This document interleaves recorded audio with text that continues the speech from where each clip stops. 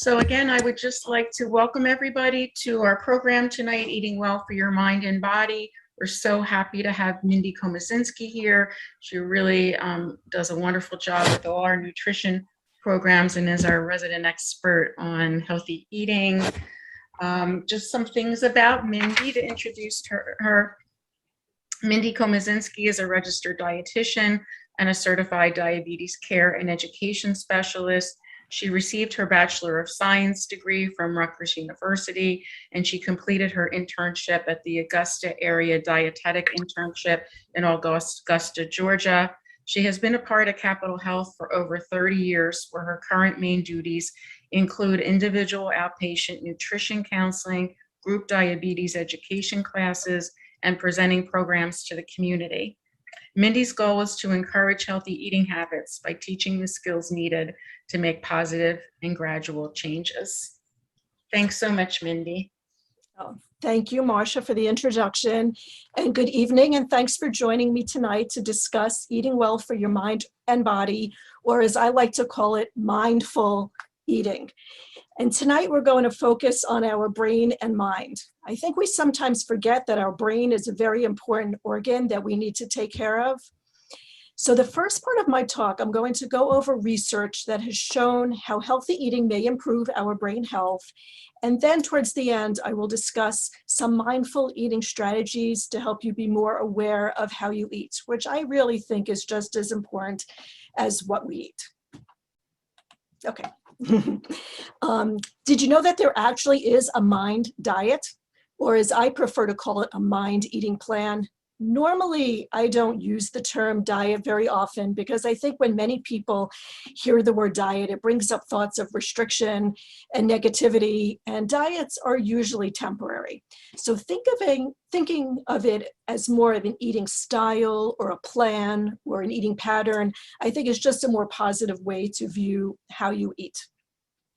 What caught my interest about the Mind Plan is that the foods that are recommended to help with brain health are many of the same foods that have been shown to decrease the risk of other health issues. So the benefits of this plan may also boost other areas of your health.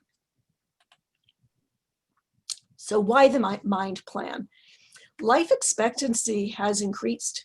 People are now living longer. The average life expectancy, I just double checked, is nearly 79 years.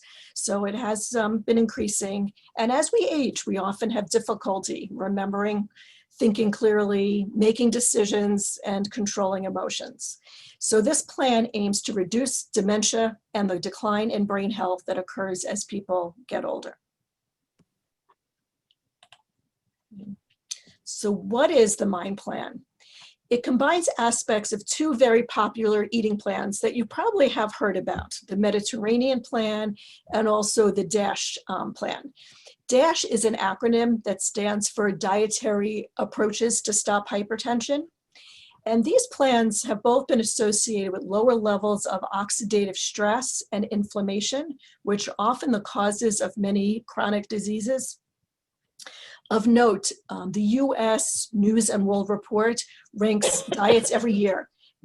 They ranked the Mediterranean diet the best overall diet for 4 consecutive years in a row, including 2021. The DASH diet and also the flexitarian diet, which are really also, they're all very similar. They tied for 2nd place in the overall best diet category. Basically, these plans are often recommended for reducing the risk of many chronic diseases, including heart disease and stroke. The Mediterranean and DASH plans have also been recommended to help lower lipids, such as cholesterol, the fats in your blood. They've been shown to help lower blood pressure. They may help decrease the risk of many types of cancer.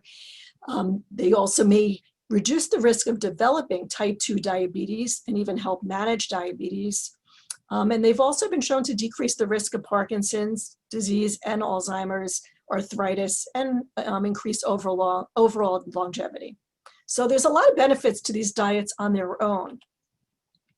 And the reason why these diets tend to work is they reduce oxidative stress and also inflammation. So oxidative stress occurs when free radicals, which I always just think of the free radicals are the bad guys. and they accumulate in the body in large quantities. And when they do, they often cause damage to cells. And this damage can increase the risk for many diseases. And the brain is just very vulnerable to this type of damage. Okay. Now, inflammation is your body's natural response to injury and infection. And if not properly regulated, inflammation can be harmful and contribute also to many chronic diseases. So just to distinguish between acute and chronic inflammation, I think we know what acute inflammation is.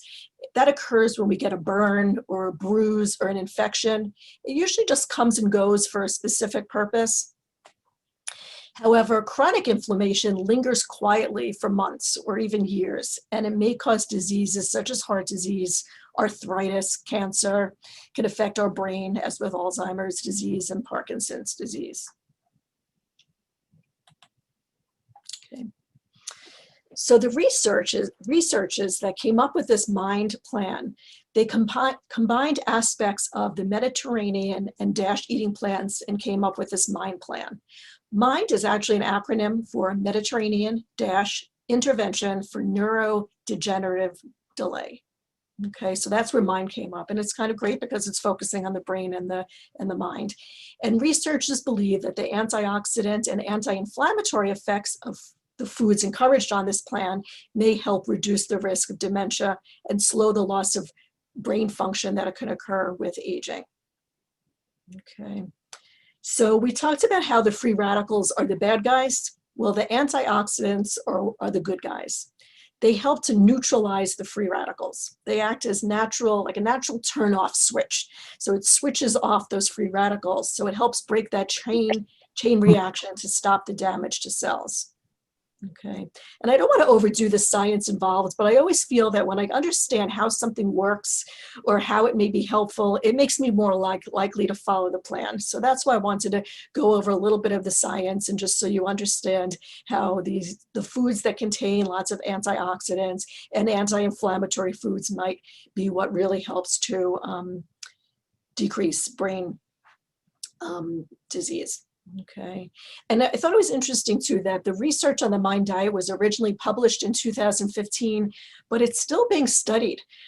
Even in 2021, they did show that the MIND diet may have protective effects against Parkinson's disease.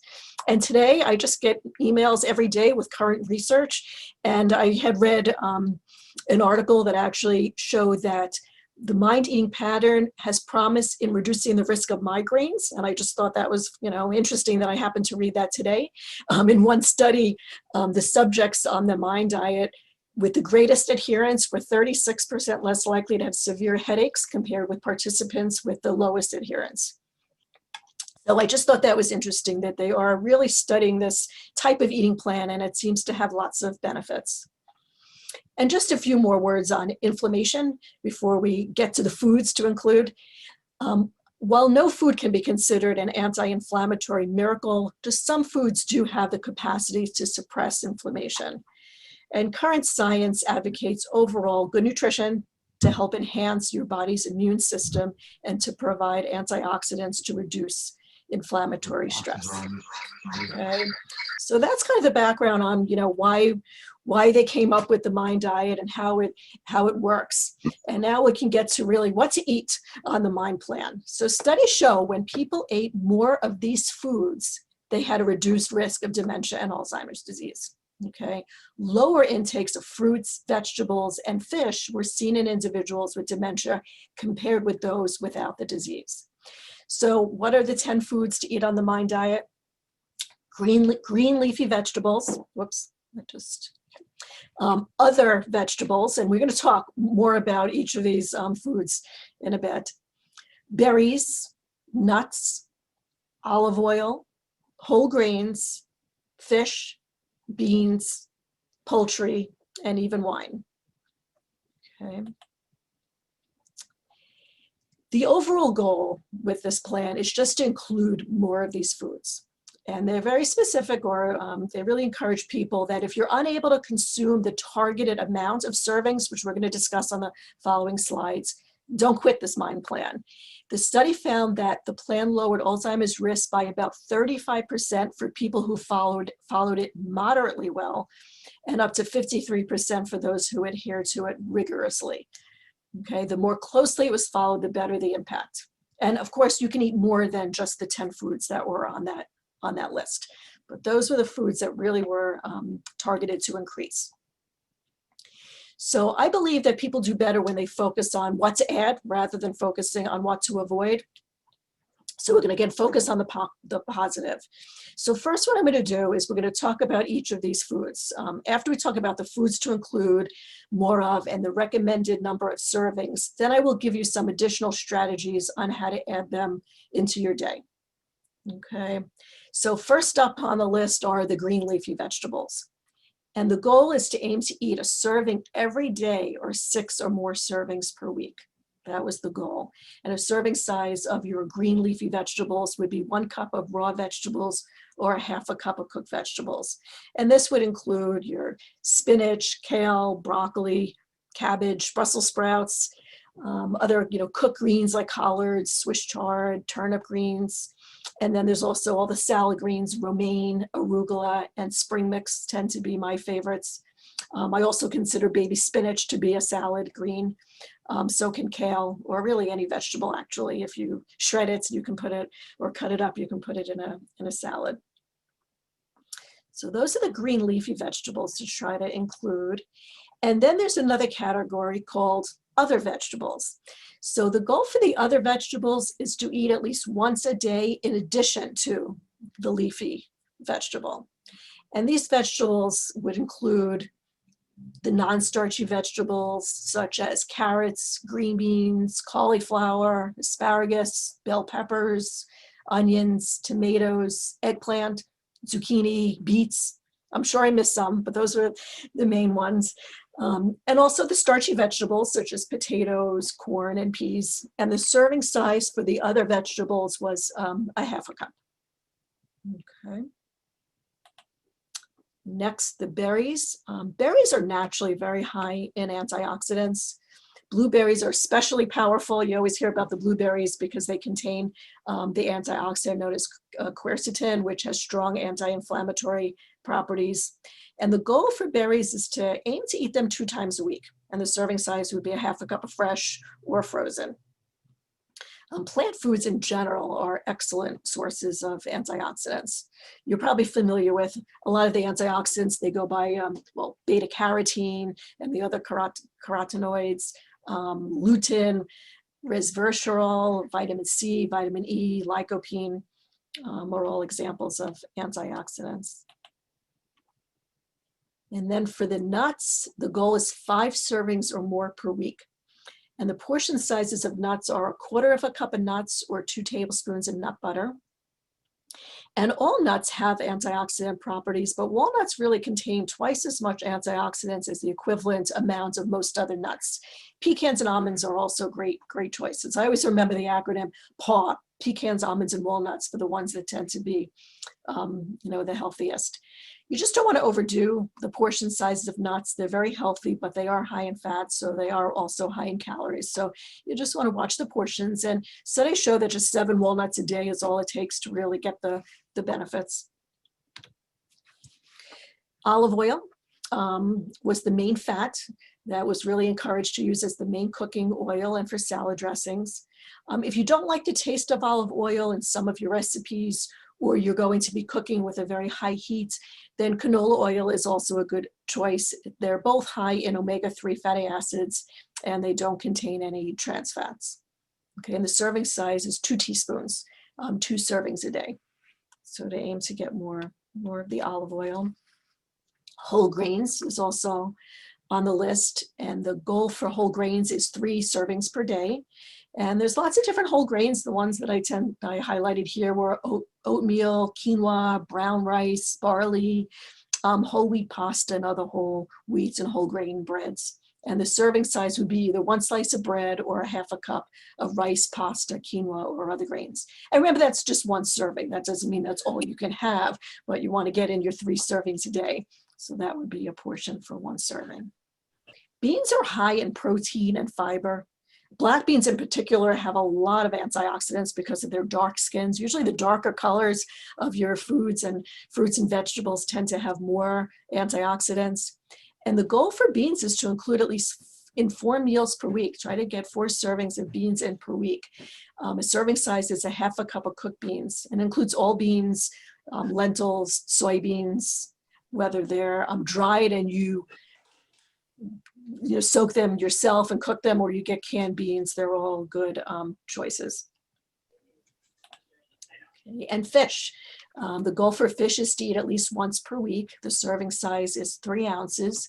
And that really includes the fatty fish because they have the high omega-3 content, such as salmon, tuna, sardines, trout, mackerel.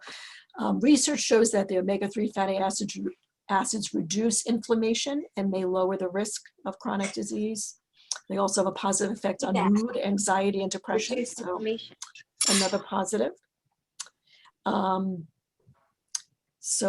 Yeah, I was gonna say that, tuna, even canned tuna is also very healthy. For people that really don't like fish or have an allergy to fish, you can get some benefits from flaxseed, chia seed, and nuts as well. But if you like fish, it would be great to include that once a week. And poultry. So your chicken and turkey, the goal was two times per week, serving size also 3 ounces. But fried chicken is not encouraged on the MIND diet. And we'll see that when we go over to the foods that limit. And then wine. And the serving size for wine is 5 ounces, and the goal was no more than 1 glass daily. Or less based on certain risk factors. So this is where, as with any type of eating plan, it needs to be individualized to the person. Of course, we would not recommend alcohol to someone who suffers from alcoholism, that has a history of breast cancer, or has fatty liver or other liver disease. So again, discuss it with your doctor or healthcare professional to see what's best for you.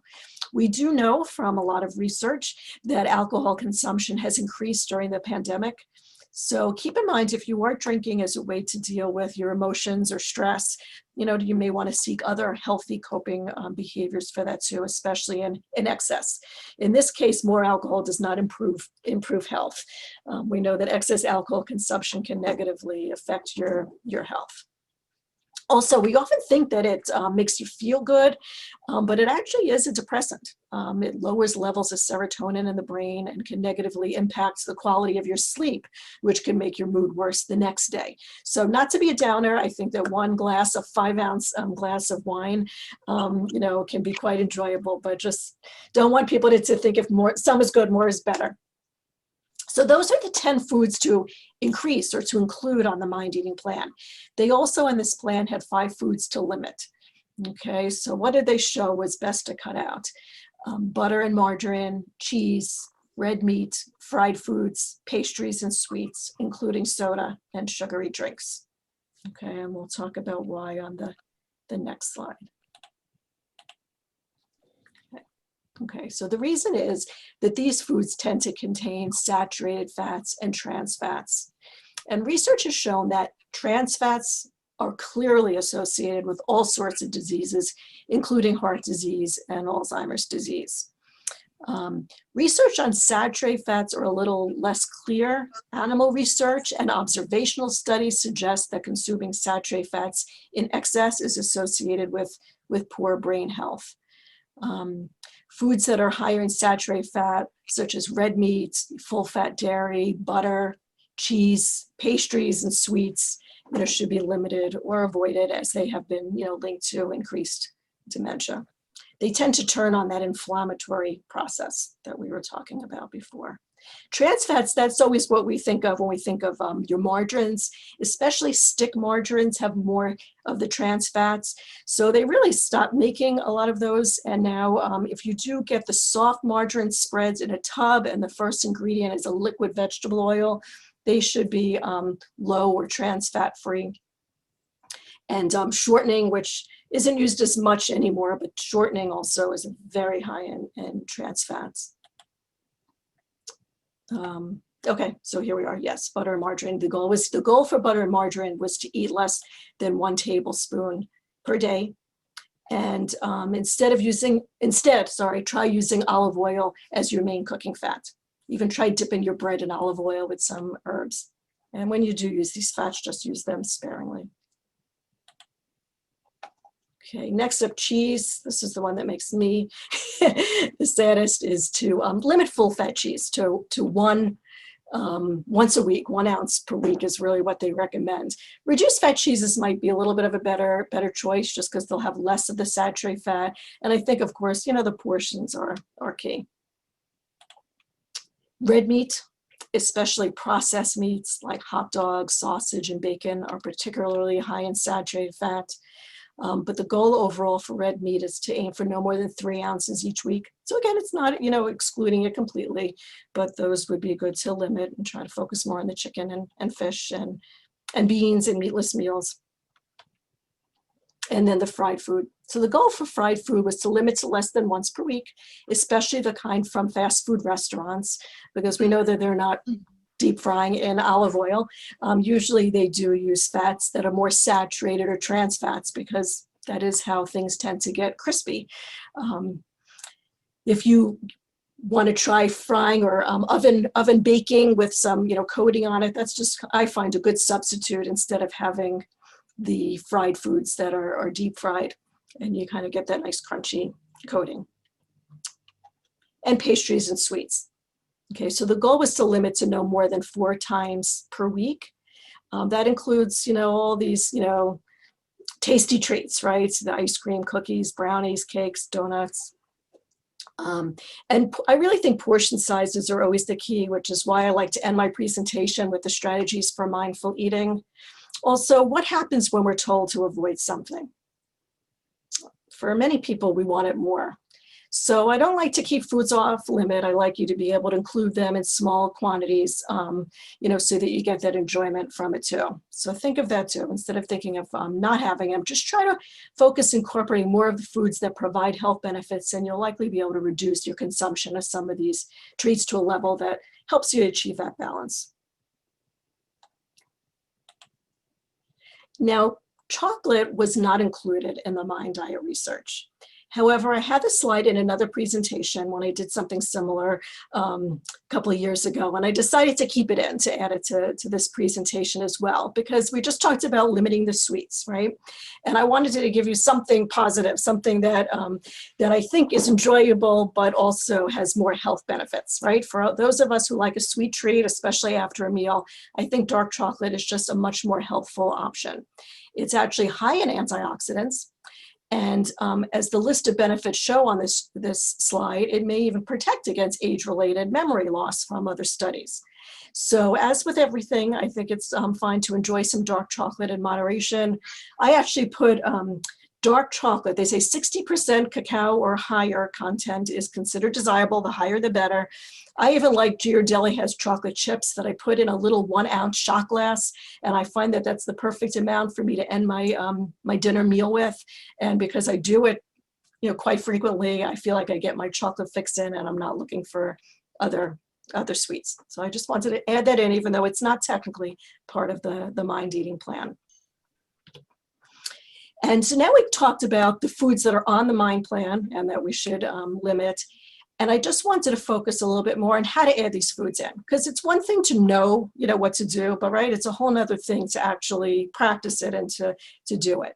So what I want you to do now, or what we're gonna talk about now, is just how to incorporate these into your day. And of course, first thing, make sure you add them to your shopping list, or when you plan your meals, which I think is a great strategy to try to incorporate more of these foods. And so greens, right, was the first food that we talked about. And I just think a really easy way to add more greens and to meet the goal of eating green leafy vegetables 6 to 7 times per week, which, right, it sounds like a lot. I find I've been buying a lot of bags or the boxes of greens. My favorites are baby spinach, arugula, and spring mix. And when you have them so easily, available in your refrigerator, I'm just always taking a handful and putting it on my plate. They're great for making simple salads. You can even put a handful on sandwiches, or just put them on your plate with a drizzle of olive oil and vinegar, a little lemon juice. You can even add them to hot dishes. Sometimes even if we're making, some kind of soup, we'll just add more greens to it, or even on top of pasta. My kids actually taught me that one as a good way to add some greens. Or did I say, yes, soups. Or you can saute the spinach in a little olive oil and garlic to get in a couple of mind ingredients. Salads are a great way to include many mind foods. These examples each include three of the mind foods. So the top salad is actually baby kale with chickpeas and olive oil. So those are three mind ingredients.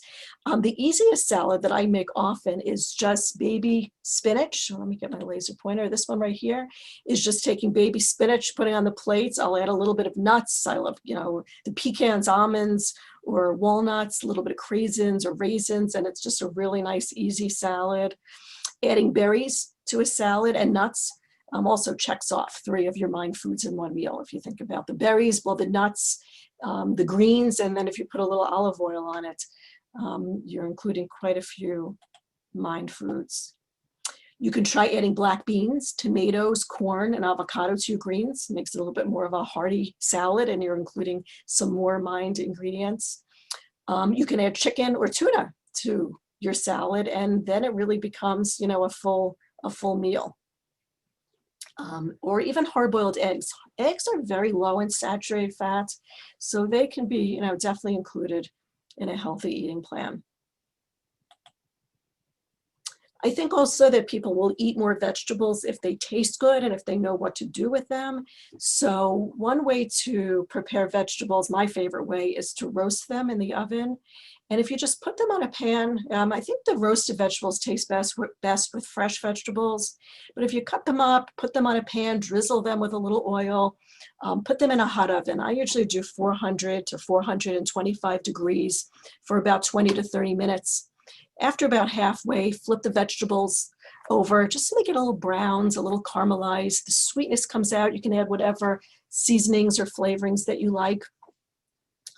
Cooking, I think in this way just makes them more enjoyable, and you're more likely to eat more of them. You might even make a pan of vegetables and save some for the next night, or use them in other salads or bowls, which we'll talk about in a minute. Sauteing vegetables is another tasty way to cook them. Saute them or stir fry them in a little bit of oil. You can use fresh or even frozen vegetables for sauteing. And can you see the sliced almonds in the green beans to add a little bit more mind ingredients? Frozen vegetables are just as healthy as fresh. Even canned vegetables can be a very quick way to add vegetables to your plate. Just drain off the liquid if they're packed with salt, or look for the low sodium vegetables, canned vegetables. Go with what fits your budget and your lifestyle. Don't feel that you have to get any, fancy products. A lot of things can be purchased, that are, economical as well. Microwaving or steaming are also healthy ways to cook vegetables. Just be careful that you're not adding lots of butter or cheese to make them tasty. And that was my problem in the past, that I was doing a lot of microwaving of the vegetables, and then to make them taste better was, then you want to put the cheese and the butter and all that. And that's when I discovered that the roasting really works well. Okay. Let's see, raw vegetables make great snacks or served as a side dish with lunch or even dinner.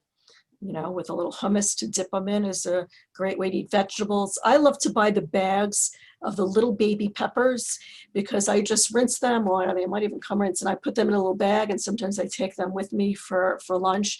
They're just really quick and easy to take when you want them. Cutting up vegetables ahead of time also just makes them available, so you can use them in your salads or your snacks.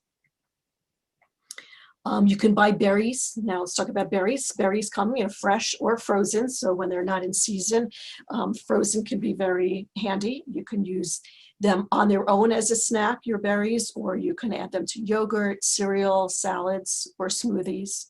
I actually like to sprinkle a very small amount of granola cereal on my berries, and I put a little bit of sliced almonds, and I find it's a great sweet treat. It's like a healthier version of a pie or a fruit cobbler. quite delicious. I think we often go for things like cake and cookies in the evening when we're looking for something to eat, and sometimes just thinking outside of that usual box and coming up with some other ideas can be healthy choices. So use berries and nuts again. They make great snacks, or you can add them to oatmeal, you can add them to salads, sauteed vegetables.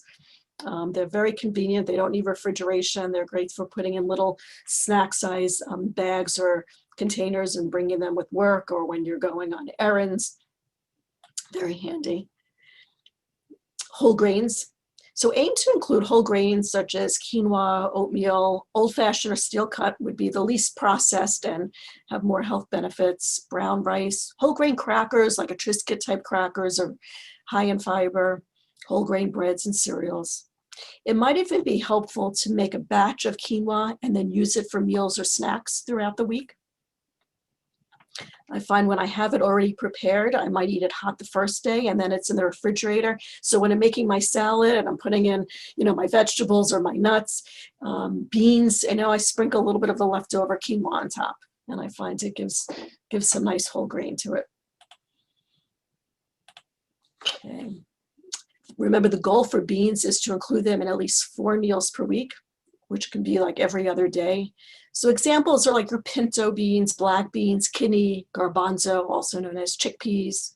And here are just some examples of bean and lentil soups towards the left side of the screen. And that's a black bean soup and a lentil soup. Chili also, which I think is great this time of year. And when you make a batch of chili, oftentimes I make a big batch and you can eat it that night or another time during that week. It freezes really well for taking out and just having a quick meal at another time. I try to add a lot of vegetables to my chili too. You can use ground turkey, is great for your protein in chili.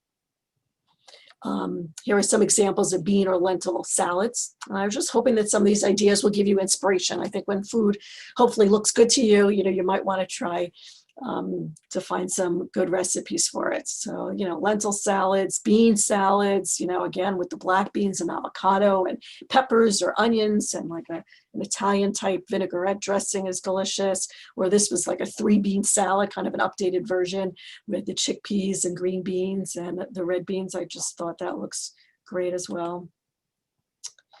You can make or buy already prepared bean burgers, which is another great way to have beans and to have a meatless meal some days of the week. You can also roast chickpeas with lots of seasonings, and they make a nice snack or for adding to salads. You can make black bean tacos or add beans to your taco meat, such as ground turkey, add some flavor to it. And of course, there's the classic rice and beans. You can try it with some brown rice for a little whole grain. Fish. So again, we talked about salmon, tuna, sardines are great sources of omega-3 fatty acids. Cod is another one of my favorite fishes, so I did a picture with cod there as well. But come up with creative ways. Tuna fish, even in an avocado, could make a nice meal. Salmon is definitely one of my favorites. And sardines. Not everyone likes sardines, either the way they smell or taste, but I actually find them like a fun thing to eat on occasion. As far as poultry, chicken is very versatile. You can bake, roast, grill, and serve it with the different sides we just talked about. You can bake or grill a batch of boneless chicken breasts or thighs and then use them during the week, again, in your salads and leftovers. And also don't forget the rotisserie chickens that you can even pick up at the supermarket. They're just a really quick way to have protein on hand throughout the week to use in salads and bowls.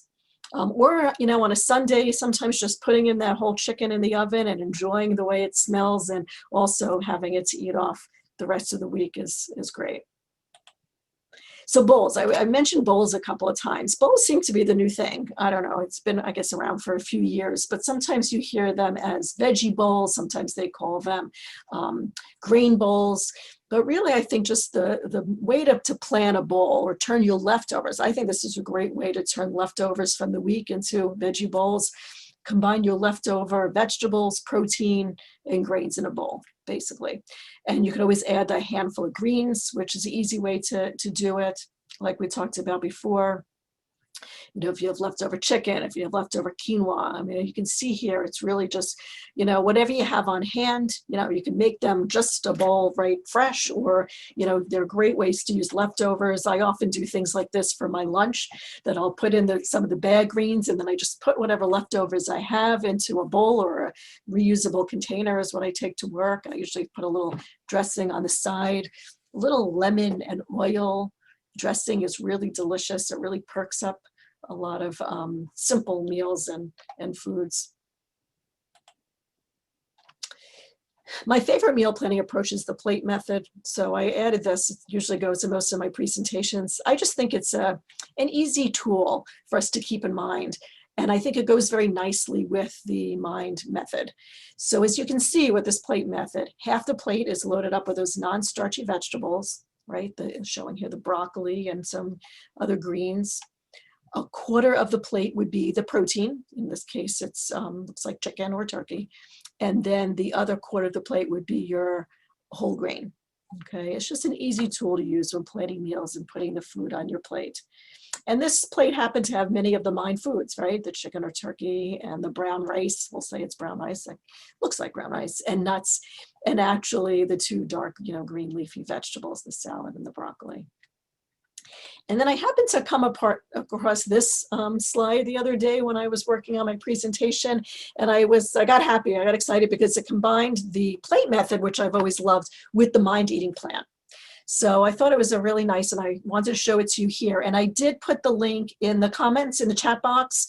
It was the first comment up there, because I thought if anyone wanted to find it online, that it might be hopefully an easy way to find it. Where I know by just, I think if I Google just MIND eating plan plate East Carolina, because it was made out of East Carolina University, that you should be able to Google it and get it that way as well. So again, that was just MIND eating plan plate East Carolina was one of the ways that it did take me directly to it, or use the link. Okay, because it has on here the recommended number of servings from each group. So I thought it was a handy little reminder, even if you wanted to post it on the refrigerator or inside a cabinet as a little reminder. So that's the MIND eating plan, and hopefully some ways for you to incorporate more of those MIND foods. So now I just want to switch gears a little bit and talk about mindful eating. I do a whole presentation on this topic, but I wanted to touch tonight on just a few of the key points to kind of bring it all together. So what is mindful eating? Really, it's paying attention to the experience of eating, really using all your senses, seeing, tasting, hearing, smelling, and feeling, being aware of the emotional and physical response that take place before, during, and after the eating experience. Okay, so just really being more mindful or present when you're eating. And mindful eating is really practicing strategies that help you listen to your body and to develop healthy eating habits. So a good place to start is to pay attention to your hunger and your satiety signals. Okay? And we need to practice listening to our bodies and also trusting our bodies to let us know when we're hungry. So check in with your body throughout the day. See how you're feeling. Just pause and ask yourself, am I hungry? And when you're hungry, I think it's important to feed your body.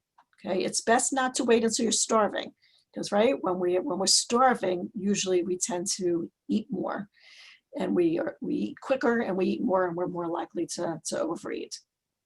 So that's the next question.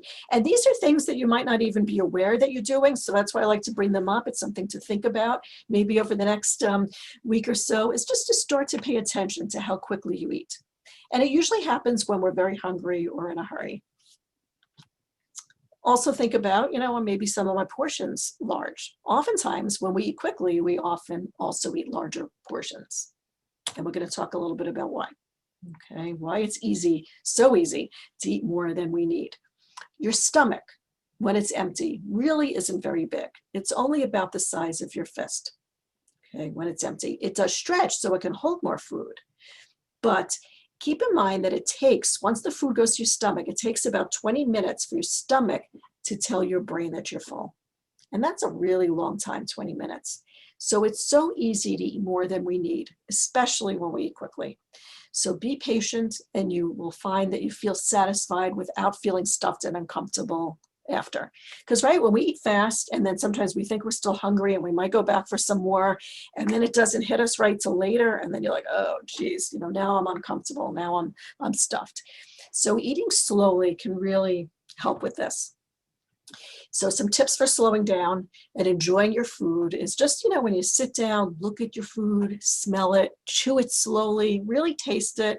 So you get enjoyment with a smaller amount. You can enjoy every bite.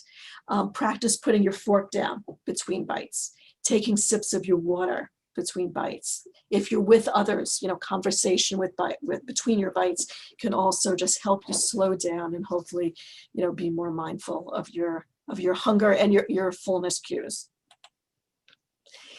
Smaller plates have also been shown to help with portion sizes. Visually, it just appears like more food when it's on a smaller plate. Also, when it's a larger plate, we tend to put more food on it to fill it up.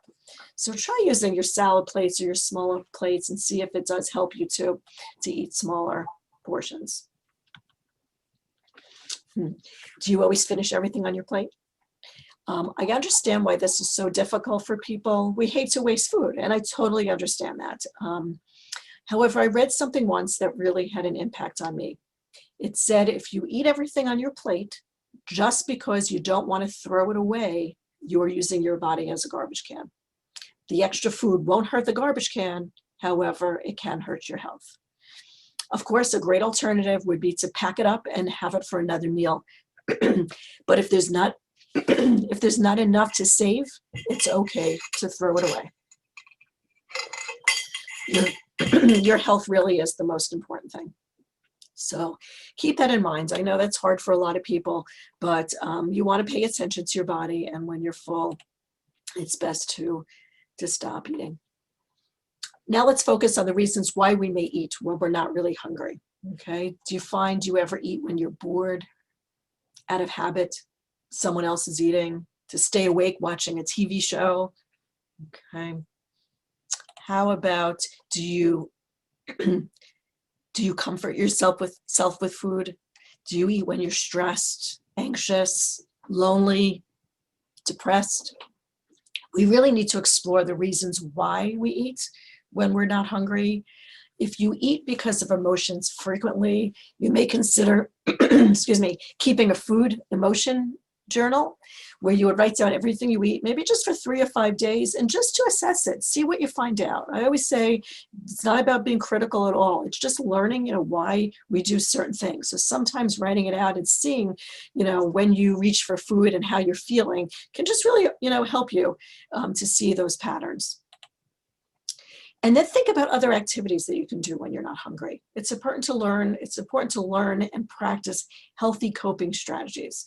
And I think it's really good to plan ahead. You might even write down a list of other activities that you can do, or keep a bag, I call it a bag of tricks, or a bag of items that you can reach for when you're not really hungry, but you're thinking about eating.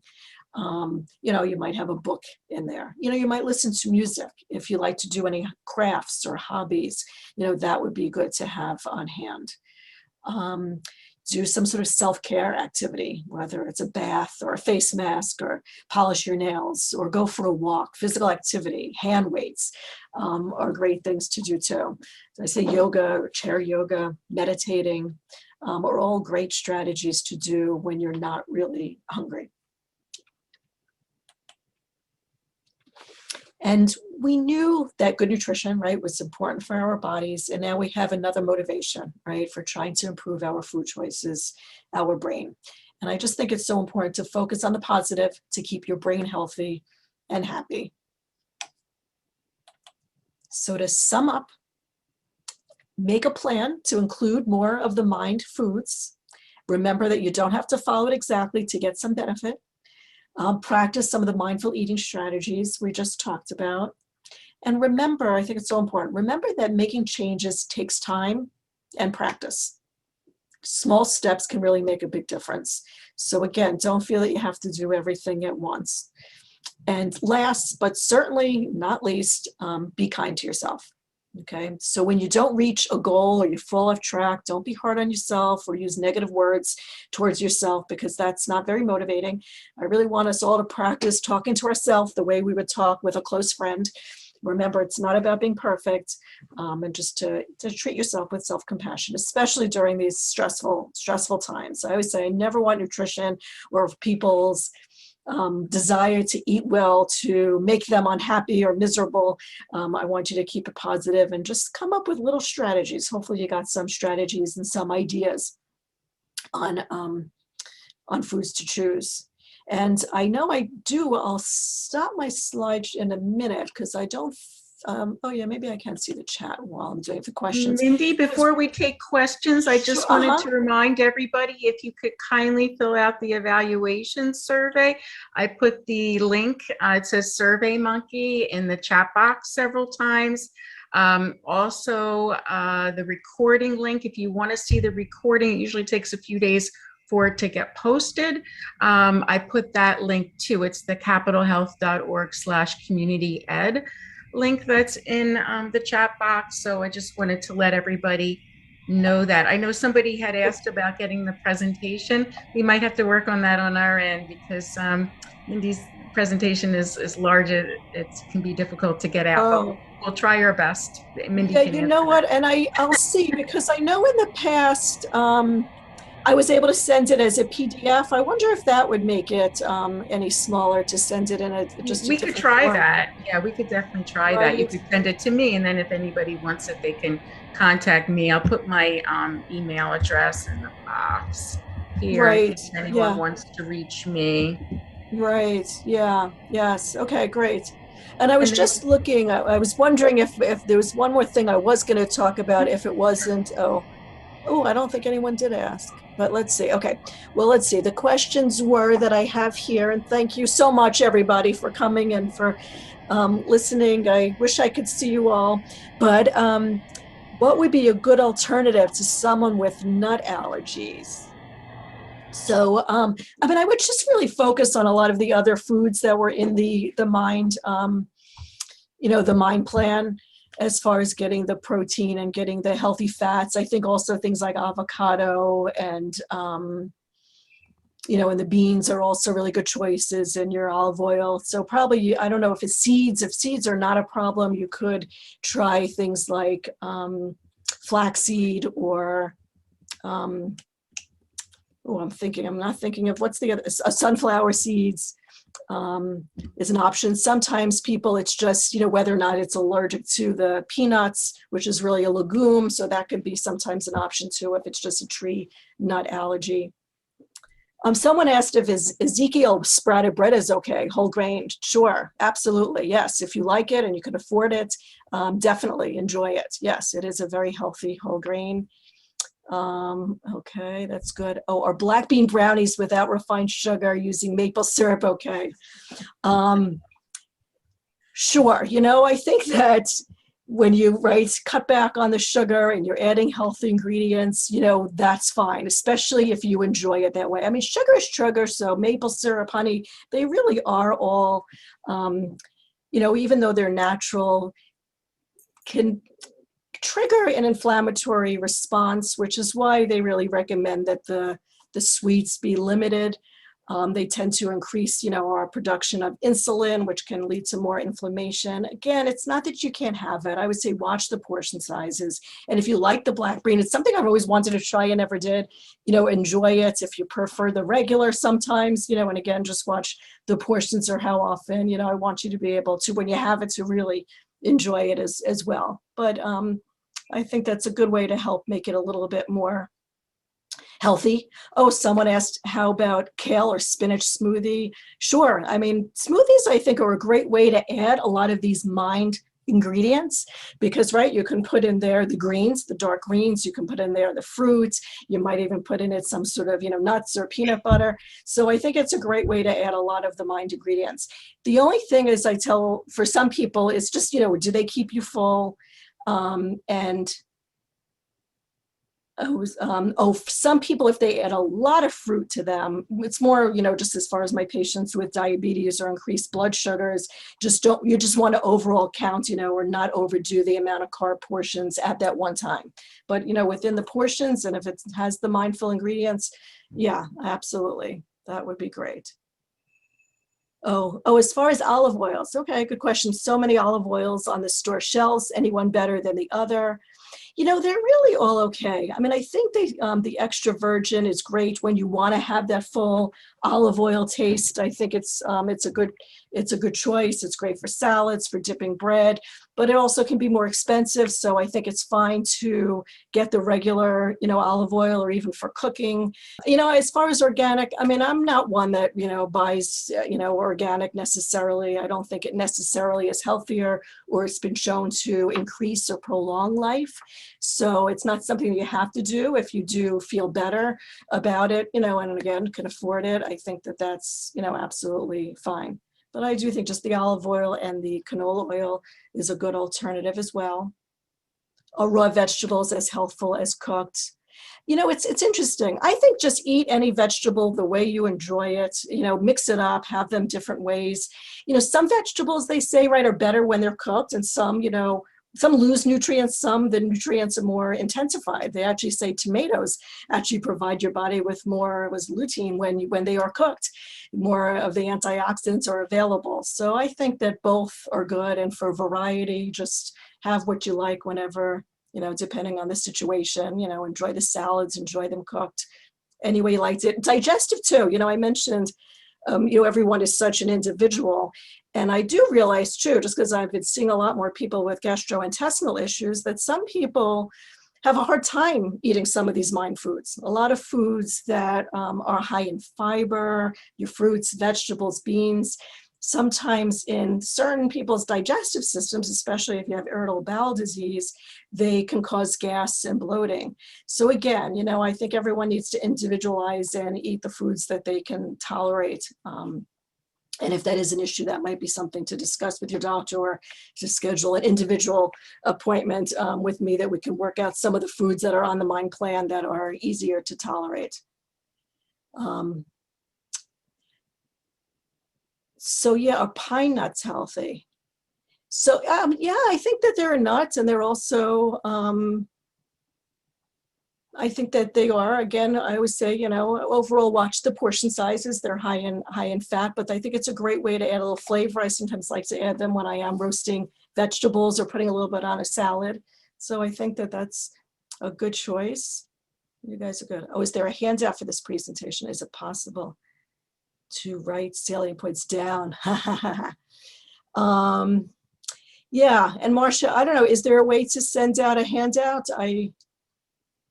Or again, there is also, if we can find a way to just send out the presentation, that might be another way to get a lot of the information to everybody. And again, there is that handout that I did put in the link. Okay, I think that was it. Was there another nutrition program offered by Capital Health? If so, can you email the link to sign up? Okay. I think that's probably for community education. Ooh, is it important to count calories while watching carbs?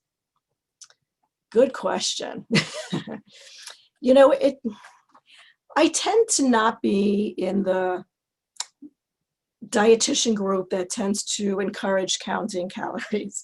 I think when we count calories, unless, we really have to, like even for carbs, I know I do have some of my patients with diabetes, that are counting or watching their carbs because they need to, especially if they're on insulin.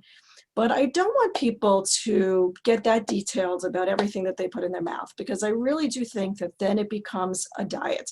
And again, it becomes more about restriction. And I think we get too fixated on it. I think it often leads, for some people, not everyone, to eating disorders, or just, it ruins our relationship with food. So I really tend to encourage people, again, to do more of the mindful eating, listening to your body, eating when you're hungry, eating slowly. I think if you follow the plate method and have a quarter of the plate your protein, a quarter of the plate your carbs, load up on the non-starchy vegetables, that's the best way to overall decrease your calorie intake, but also eat healthy. So I tend not to really encourage the counting calories. Some people might want to do a an app like MyFitnessPal or something for a few days, just to see where they are, to see maybe where they might be consuming a little bit more than, or ways or areas that you might then be able to focus on to improve. But to do it on a long-term thing, I think that diets and counting calories in the long term backfires, and people are more likely to gain weight in the long run than they are to lose it and keep it off. So that's kind of my long opinion there. I hope that answers your question.